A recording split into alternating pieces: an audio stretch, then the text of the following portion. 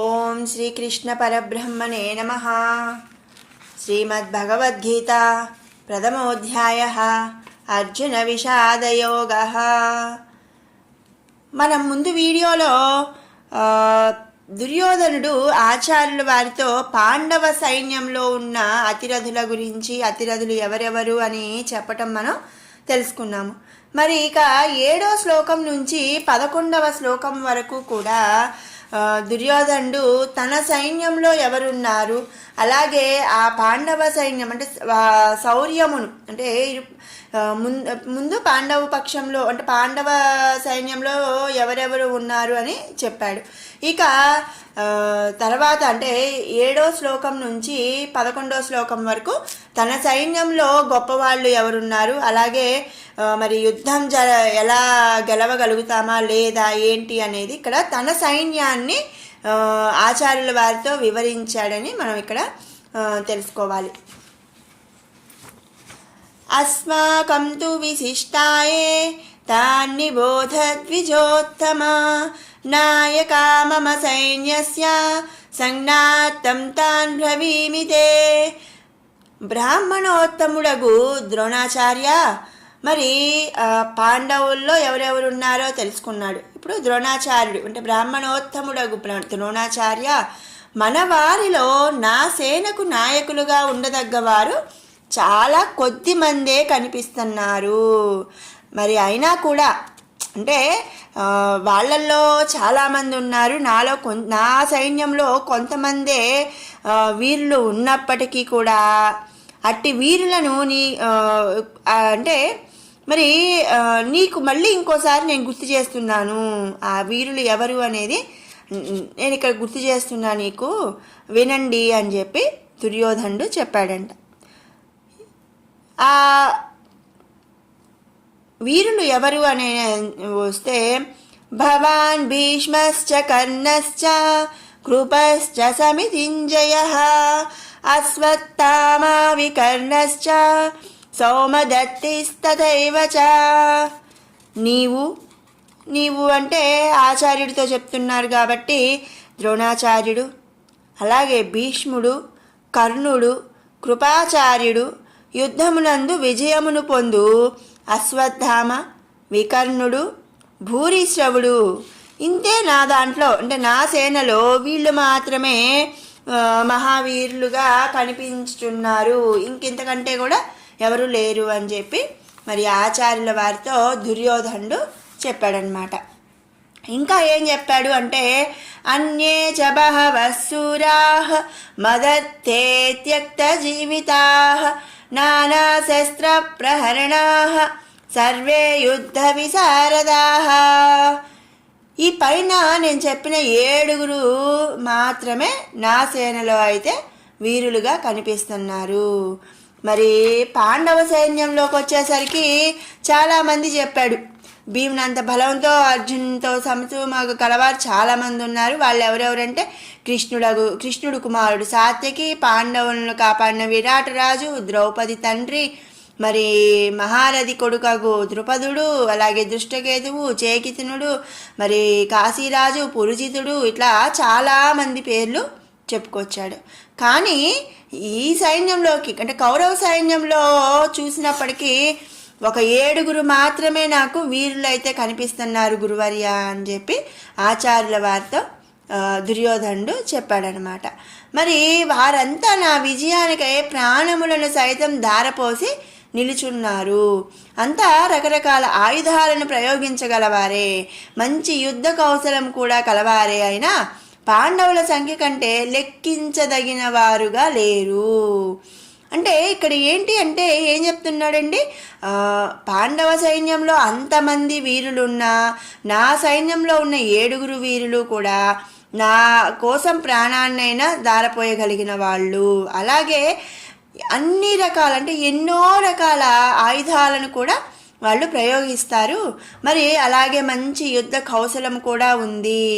అంటే ఇక్కడ వీళ్ళ సైన్యాన్ని పొగుడుతున్నాడు. ఎట్లా మరి ఒక యుద్ధానికి కానీ ఒక పనికి కానీ ఏదైనా కానివ్వండి, ఆ టీంలో ఒక 10 మంది ఉన్నారు, నా టీంలో 5 మెంబర్స్ అంటే 5 ఉన్నారు, అయినా కూడా ఈ ఐదుగురు కూడా ఎంత పనైనా సరే, ఎంత బరువులైనా సరే మొయ్యగలరు. అలా మనం ఎలా అయితే కంపారిజన్ చేస్తామో, దుర్యోధనుడు ఏంటి అంటే ఒక పైన అంటే ముందు శ్లోకాల్లో పాండవుల సైన్యం గురించి మాట్లాడాడు. అలాగే ఇప్పుడు 7 నుంచి 11వ శ్లోకం వరకు ఏంటంటే కౌరవ సైన్యం గురించి మాట్లాడుతున్నాడు అనమాట. మరి 7గురే ఉన్న వాళ్ళ సంఖ్యతో, పాండవుల యొక్క సంఖ్యతో పోల్చదగినది కాకపోయినా కూడా మీ ఉన్న 7గురు కూడా చాలా స్ట్రాంగ్ పర్సన్స్ అని చెప్పి ఆచార్యుల వారితో దుర్యోధనుడు చెప్తున్నాడు అనమాట. మరి ఇంకా తన సైన్యం గురించి ఏం చెప్తున్నాడు అంటే, అపర్యాప్తం తత్ అస్మాకం బలం భీష్మాభిరక్షితం పర్యాప్తం తు ఇదమేతేషాం బలం భీమాభిరక్షితం. ఆచార్య, మన సేనలో వీరుల సంఖ్య తక్కువ, పాండవులలో బోల్డంతమంది ఉన్నారు. కనుక భీష్ముడు మన సేనను రక్షిస్తున్న పాండవులను జయించుటకు చాలదనిపించుచున్నది. అంటే ఏంటి అంటే భీష్ముడు సేనాధిపతిగా ఉన్నాడు. మరి పాండవుల సంఖ్య అంటే పాండవులలో ఉన్న వీరుల సంఖ్య చాలా ఎక్కువ ఉంది, మరి మన దాంట్లో తక్కువ ఉంది. కాబట్టి భీష్ముడి బలము మన సైన్యాన్ని రక్షించడానికి చాలదు అని అనిపిస్తుంది. భీముడు బలముచే రక్షించబడుతున్న పాండవుల సేన నా దగ్గర మీద పడుచున్నట్లు గోచరిస్తుంది. అంటే మరి పాండవుల సైన్యానికి భీముడు సేనాధిపతి అనమాట. మరి పాండవుల సేన నా దగ్గరగా అంటే నా మీదకి వచ్చేస్తున్నట్టుగా నాకు అనిపిస్తుంది. మరి మనల్ని ఓడింప సమర్థమైనదిగా ఉన్నది అని చెప్పి ఆచార్యుల వారితో దుర్యోధనుడు చెప్తున్నాడు. ఇంకా ఏం చెప్తున్నాడు అంటే, అయనేషు చ సర్వేషు యథా భాగమవస్థితాః భీష్మమేవాభిరక్షంతు భవంతః సర్వ ఏవ హి. గురువర్య, భీష్ముడు పాండవ సేనను మాత్రమే చంపుతాడు, పాండవులను చంపడు. ఎందుకంటే మరి పాండవులు భీష్ముడికి పాండవులు కౌరవులు ఇద్దరు అయిన వాళ్ళు, సొంత వాళ్ళు. మరి పాండవుల మీద ప్రేమ ఉంది కాబట్టి పాండవులను చంపడు. కనుక పాండవులు భీష్ముని హింసించ ప్రయత్నిస్తారు. మరి ఇప్పుడు నన్ను ఎవరైనా కొట్టడానికి వచ్చారనుకోండి, నేను తిరిగి కొడుతుంటే వాళ్ళు నా దగ్గరికి రారు. అదే నేను కొట్టకుండా సామరస్యంగా అలా కూర్చున్నా అనుకోండి, నన్ను కొట్టాను అంటే కొట్టుకో అని నేను ఒళ్ళు అప్పగించాను అనుకో, వాళ్ళు నన్ను కొడతారు కదా. అంటే వారు నన్ను హింసించడానికి అంటే భీష్ముడిని హింసించ ప్రయత్నిస్తారు.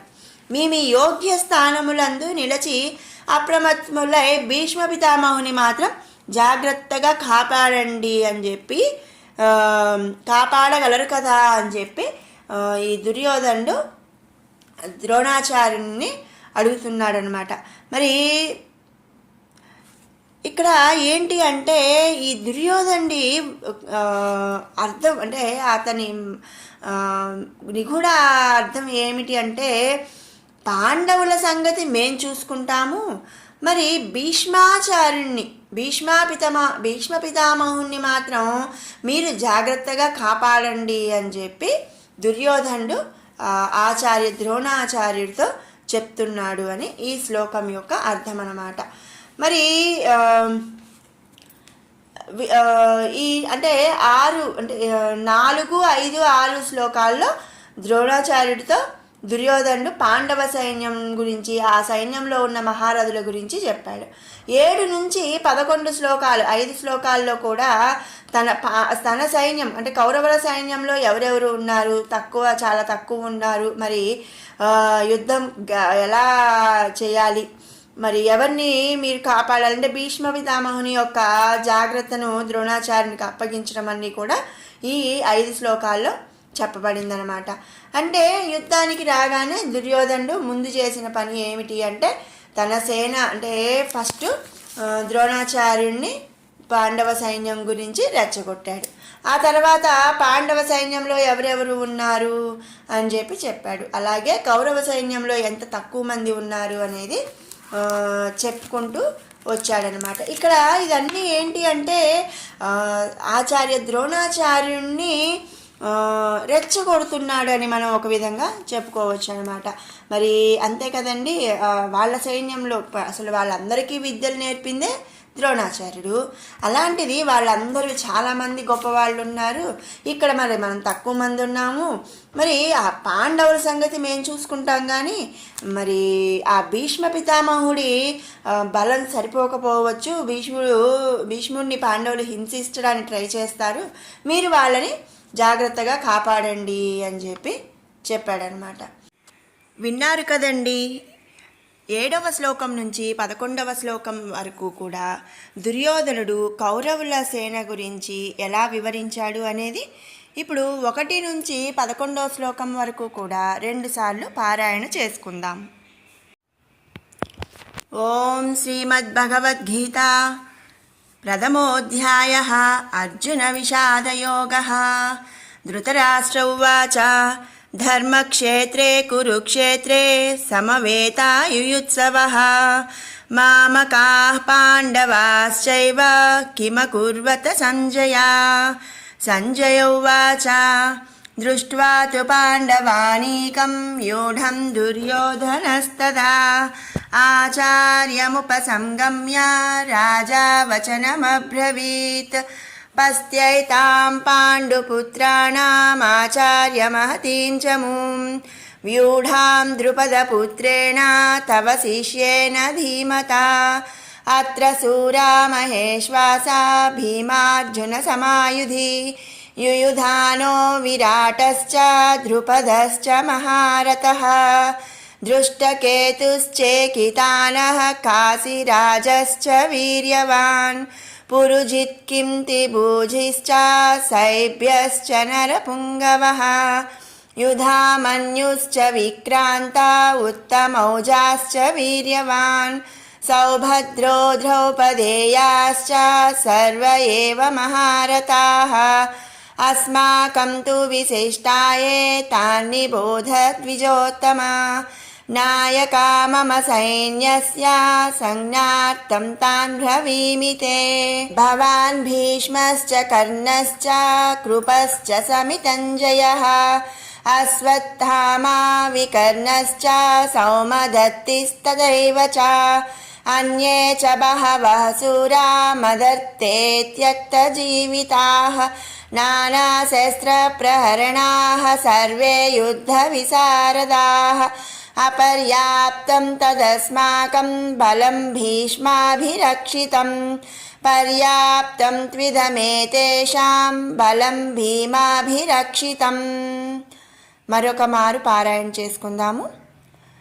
ధృతరాష్ట్ర ఉవాచ ధర్మక్షేత్రే కురుక్షేత్రే సమవేతాయుయుత్సవః మామకాః పాండవాశ్చైవ కిమకుర్వత సంజయ.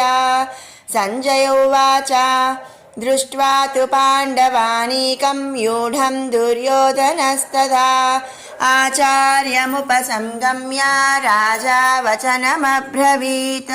పశ్యేతాం పాండుపుత్రాణామాచార్యమహతీం చ మూం వ్యూఢాం ద్రుపదపుత్రేణ తవ శిష్యేన ధీమతా.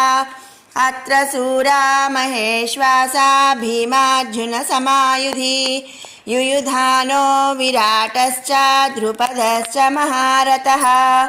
దృష్టకేతుశ్చేకితానః కాశీరాజశ్చ వీర్యవాన్ పురుజిత్ కుంతిభోజశ్చ శైభ్యశ్చ నరపుంగవః. యుధామన్యుశ్చ విక్రాంతా ఉత్తమౌజాశ్చ వీర్యవాన్ సౌభద్రో ద్రౌపదేయాశ్చ సర్వ ఏవ మహారథాః. అస్మాకం తు విశిష్టాయే తాన్ నిబోధ ద్విజోత్తమా. నాయకా మమ సైన్యస్య సంజ్ఞార్థం తాన్ బ్రవీమి తే. భవాన్ భీష్మశ్చ కర్ణశ్చ కృపశ్చ సమితింజయః అశ్వత్థామా వికర్ణశ్చ సౌమదత్తిస్తథైవ చ. అన్యే చ బహవః శూరా మదర్తే త్యక్తజీవితాః నానాశస్త్రప్రహరణాః సర్వే యుద్ధవిశారదాః. అపర్యాప్తం తదస్మాకం బలం భీష్మాభిరక్షితం పర్యాప్తం త్విధమేతేషాం బలం భీమాభిరక్షితం. ఓం శ్రీకృష్ణ పరబ్రహ్మణే నమః. మీకు ఈ వీడియో నచ్చినట్టయితే కనుక లైక్ చేయండి, షేర్ చేయండి. అలాగే ఇలాంటి మరిన్ని అప్డేట్స్ కోసం మన ఛానల్ని అయితే సబ్స్క్రైబ్ చేసుకోండి. Thank you. Thanks for watching.